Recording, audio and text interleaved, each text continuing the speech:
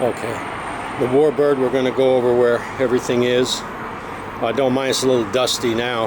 We'll have it washed up before the shipper picks it up, which should be tomorrow, Saturday. And if things change, we'll let you know. But we'll go over where everything is. Starting right here, one of the first ones you see, this is your gas petcock. That's on the off position right now. Just like it's like a gate valve. So we'll turn it this way, in line with the fuel. And then this is our choke knob right here.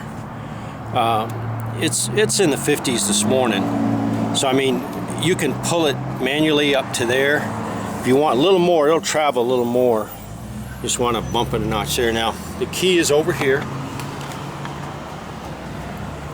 and we'll turn that. See, off is forward. Key comes out. That's on, and then here's our starter button here. Okay, now come around here again. See where this, like I said, it's a little cold, so it'll pull on its own. I mean, you could pull a little tighter, but if you just want to assist it just a little bit up on the lever, and then let it warm up. We'll let it warm up.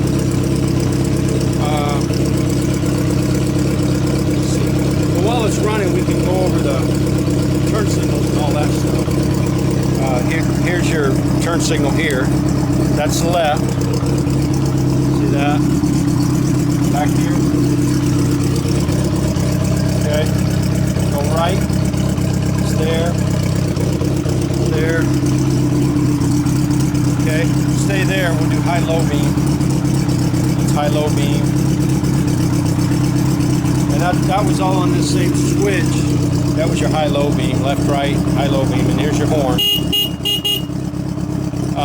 The front brake is hooked up to the rear.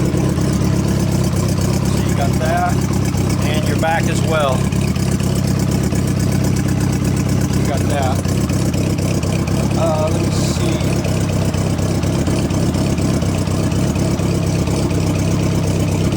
On this side, your oil level. Here, give me that. I'll kind of see there's a sight glass in there because this model didn't have a dipstick, so it's a sight glass down there that you can upright the bike, and it should be within the. You'll see 2 marks. But I mean, all that's been done for now. That's later. In your filter, you can see your filter there. It's a uni, red, washable. You can check that every now and then. This tank's super easy to get off. It's this one bolt, then it slides off some rubber cushions, and just undo your fuel line, which you would just shut that off and undo it on this side, and tank comes right off. Then you can, if you need to service anything there. But let's let it warm up, and then we'll start the camera again, and I'll just spin up and down the street.